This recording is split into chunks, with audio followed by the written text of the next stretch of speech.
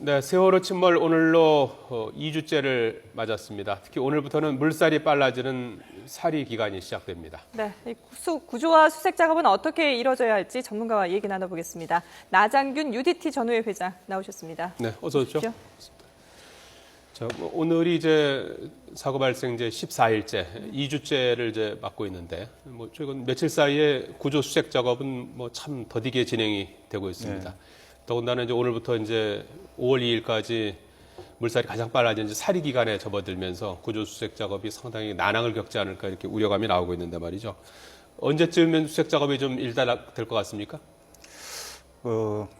전 국민들이나 저희 구조하는 팀이나 전부 인지하는 그런 상황이 네. 계속 아마 장기간 지속되지 않을까. 네. 네, 뭐 그렇게들 생각하면 좋지 않나 생각됩니다. 이게 구조 수색 작업이 조금 장기화 될 것 같다 이런 네, 말씀이신가요? 현재 그 선박 내에 어떤 그 장애물 진입하기가 상당히 힘들고요. 네. 수심도 뭐 상당히 깊어졌고, 네. 그래서 그런 것을 단시간 내에 감히 제가 판단하건대는 상당히 좀 힘들지 않나. 거기다가 지금 조류까지도 빨라졌는데 이게 네. 지금 2주가 지나다 보니까는 사고가 처음 났던 그 시간과 비슷한 조류의 흐름이 네. 지금 빨라지고 있다고 하죠. 예, 지금 사리가 이제 됐거든요. 네네. 예, 그리고 엄청난 그 장애물이 아마 조류 같습니다. 이럴 경우에 구체적으로 물속 상황은 좀 이렇게 이해하기 쉽게 표현한다면 어떤 상황이라고 볼 수 있습니까? 지금 그 조류의 힘이요. 어떻게 보면 이제 평균적으로 우리가 한 100m 달리는 그런 저항 이상으로 된다고 하면 일반적으로 이해가 갈 겁니다. 100m를 전속으로 네. 달렸을 때 받는 저항보다도 네, 그런데 그 모든 신체가 지금 떠 있거든요. 예. 그러면 줄이 이제 이렇게 있으면 지금 떠 있는 상태에서 자꾸 들어가는. 네. 근데 선칠 내에는 이제 장애물이 이제 시정이 안 좋고 그 진입로 개척하는데 장애물이 많이 쌓여가지고 네. 상당히 그런 악조건이죠. 네. 배가 지금 이렇게 왼쪽으로 이렇게 넘어져 있는 그런 네. 모습이라고 그러잖아요. 네. 그러다 보니까 이제 주로 이제 이렇게 위쪽으로 물에 수면에서 가까운 이제 오른쪽에 대한 수색이 좀 많이 진행이 돼 있고 우연쪽으로. 네. 아래쪽으로는 이제 수색 작업이 조금 이제 더딘 상황이라고 그러잖아요. 네. 근데 지금 38개가 이제 수색이 완료됐으면 여전히 한 뭐 26개 정도. 네, 3분의 2 정도 남은 거겠죠. 주로 그럼 바닥에 있는 쪽인가요? 그건? 네, 지금은 이제 어떤 그 수심으로 볼 때 선수가 그 폭이요. 네. 하면 한 20m, 30m 되면 절반 네, 쪽하고 지금 접근 중인데 예. 모든 장애물이 밑에 쏟아져 있고 그래서 그런 게 아마 상당히 큰 난관이 아닌가 그런 생각이 듭니다. 그리고 그 좌현 쪽으로 지금 바닥에 거의 붙어 있는 쪽이 수색 작업, 말씀하신 것처럼 구조와 수색 작업이 지금 난항을 겪고 있는데 그러다 네. 보니까 이쪽을 뭐 폭발을 시켜야 된다, 뭐 절단을 해야 된다 여러 가지 지금 얘기들이 나오고 있거든요. 네네. 어떤 방법이 가장 효율적이라고 지금 보십니까? 진입 통로 개척을 못 하기 때문에 예. 이제 그 선박에 그 철로 돼 있잖아요. 네. 구조가 그것을 이제 뭐 저희들 같은 경우는 이제 폭약 수중 폭파 전문가들이고 하니까 이게 이제 계획적으로 잘 세우면요. 네. 폭약을 계산해서 넓이 계산을 붙여놓고 하면은 구멍만 날 수 있게 만들 수 있습니다. 그래서 진입로 개척 차원에서 마지막 단계에서 그것까지 연구를 하고 있는 걸로 알고 있습니다. 그랬을 때 희생자들이 어떤 그 물속에서 뭐 유실된다거나 이런 우려는 없습니까? 일단 저 이제 선체 밖에서 구멍을 뚫느냐 아니면 네. 안에 있는 그 격벽에 문이 이제 좁지 않습니까? 예. 거기에 이제 모든 장애물이 치우는 게 상당히 힘들잖아요. 네네. 근데 그 구멍을 뚫려면 이제 철제 제품이잖아요. 그걸 이제 얇으니까 폭약을 이제 플라스틱 폭약이나 이런 거 해가지고 붙여놓고 네. 하면은 그냥 그거 똑 떨어질 수 있는 기술이 있습니다. 그게 뭐 큰 폭파가 아니고 그냥 이게 그러면 안 되죠. 기술적인 게 많습니다. 저희들은 그 투하탄, 불발탄 속에 있는 그 오염물을 안 건드리고 표피만 딱 잘라내는 폭약 기술이 있어요. 네. 그래서 전문가들이 좀 다 있기 때문에 그런 방법이 필요하면 굉장히 그 속도감도 거기에 대한 어떤 준비도 지금 현장에서는 좀 이루어지고 있습니다. 네, 이제 방법론에서 많이 이루어지고 있습니다. 예. 진입로 개척 차원에서요.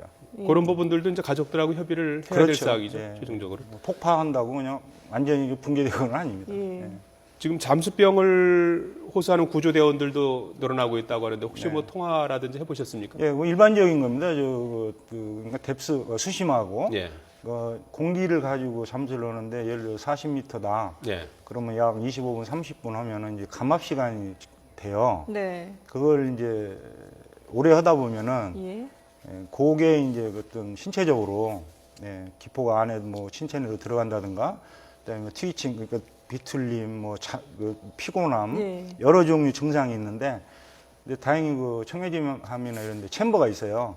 네, 그래서 감압 장치. 바로 예. 이송해서 아마 50여 명 같이 할 수도 있는 네. 룸이거든요. 네. 그러니까 그건 아마 그 잠수 기술자들이기 때문에 잘 할 걸로 알고 있습니다. 예.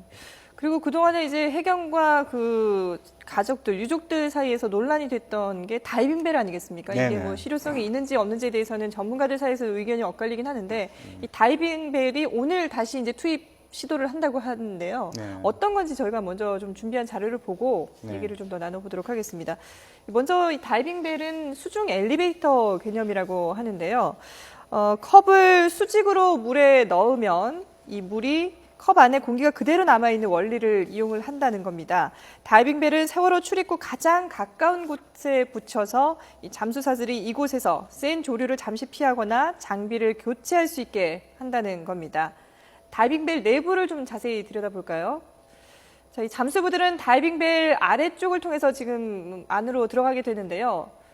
이 안에는 의자 3개가 이렇게 마련이 되어 있습니다. 그래서 잠수부 하반신은 물속에, 상반신은 에어포켓에 들어가게 돼서 호흡 문제를 해결을 할 수가 있습니다. 또 유선으로 전기를 공급받고 통화도 가능하고요. CCTV로 물속 상황을 볼 수도 있다고 합니다. 자, 하지만 사고 해역의 유속이 워낙 빠르기 때문에 이 다이빙벨 자체가 휩쓸려갈 가능성도 계속해서 제기가 되고 있었는데요. 그래서 지금 이 다이빙벨 아래에 지금 보시는 것처럼 수톤짜리 추를 달아서 유실에 대비를 하고 있다고 합니다. 자, 이렇게까지 이제 추를 달아서 고정을 해서 물속에 넣는다고 하는데 오늘 투입이 가능할까요? 네, 저거 문제가 이제 처음부터 대두됐는데요. 예. 기본적인 개념이 인명구조는 사람이 하는 겁니다. 네. 그다음에 ROV나 뭐 여러 종류의 그 과학 장비가 나왔는데요. 예, 예. 그 인명구조하는 사람의 편리성을 위해서 보좌하는 네. 기구입니다. 그러니까 적기적소에 예. 사용하는 방법이 있을 거예요. 그렇지만 이게 뭐 대부분의 사람들이 이거 투입하면 인명구조가 됐을 텐데 네. 하나의 서포트 개념이지. 예. 네, 그래서 현장 지휘관이 판단해서 이 기구가 이 시점에 어디에 필요한가 해서 집어넣어서 한번 해보기도 하고요. 네. 수단과 방법을 안 가려야죠. 오늘 앞서 들어보니까 이제 언딘하고 네네네. 지금 잠수업체가 지금 언딘하고 알파 간에 또 묘한 뭐 기류가 좀 있는 것 같더라고요. 근데 이 언딘 쪽 그 다이빙벨하고 네.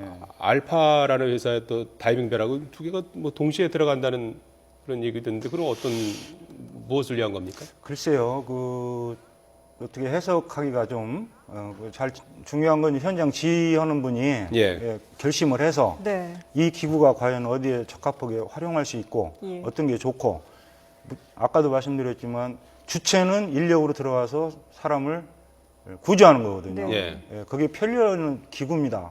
근데 저건 내가 알기 상식적으로 오랫동안 물속에서 작업하고 예. 하는 작업하는 데 필요한 상황이었는데 여기에 또 적응할 수 있으면 하여튼 뭐 과학적으로 판단해서 할 수도 있는 건데 뭐 거기 지금 지휘관들이 잘 알고 있어요. 네. 그건 뭐 그분들한테 맡기는 게 좋을 것 같습니다. 이 다이빙벨이 지금 뭐 며칠 전부터 계속 뭐 들어간다 안 들어간다 계속 네. 하지 않았습니까? 근데 네. 다이빙벨을 이렇게 넣을 수 있는 그 조건이 따로 있습니까? 저것도 일단은 이제 조류가 세니까요. 네. 저 자체가 집어넣으면 흘러갑니다. 예. 예. 그렇기 때문에 그게 지금 외부적으로 어떤 역학적인 저항이 생기는 거고, 저게 들어감으로써 뭐 안착이 되더라도 지금 물속에 들어가 있는 구조자가 네. 와서 퇴출해서 30분 하면 빨리 나와가지고요. 인양해서 이렇게 해가지고 교대하고 그러지 거기에 앉아서 쉴 시간이 없습니다. 네. 예, 감압 시간이 그럼 멀어지거든요. 예. 넓어지잖아요.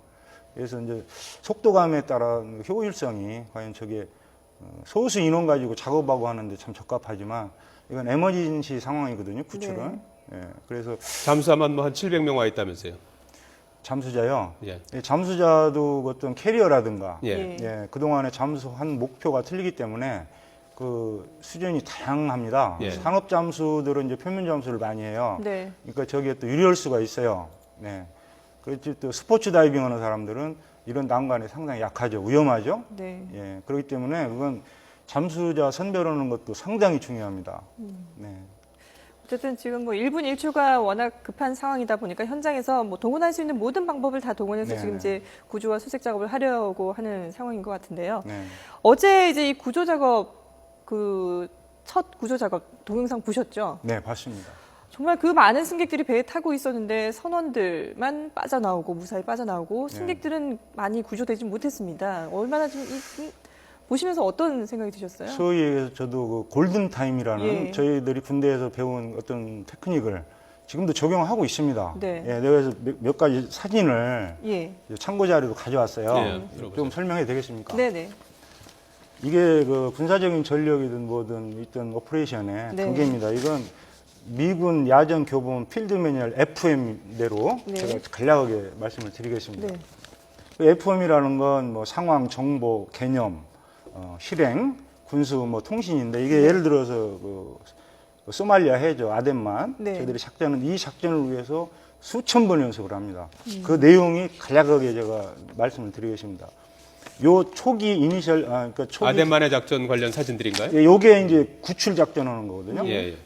요게 이제 매뉴얼에 적응하면 상황에 따라서 이제 저는 1단계, 2단계로 가요. 예. 1단계는 배가 침몰하기 완전히 들어가기 전에 가장 그 레스큐 개념에서 인명을 구해야 되는데 그다음에 2단계는 잠수 수중에 들어간 후에 네. 확률이 없습니다, 솔직히. 뭐 에어 포켓이니 내가 뭐 네거티브는 아니지만 네. 예. 그러면 위에 떠 있을 때 10분, 20분 골든 타임에 최선을 다해서 이런 기술력을 가지고 구출했으면 예. 굉장히 효과적이었을 텐데. 그래서 내가 어제 저녁에도 많이 그 생각을 했어요. 그래서 지금 공중과 네. 수상으로 접근해서 선실 진입하는 예. 기술을 잠깐 제가 말씀을 드리려고요. 네. 우선 기동력이 있는 건 헬기입니다. 네.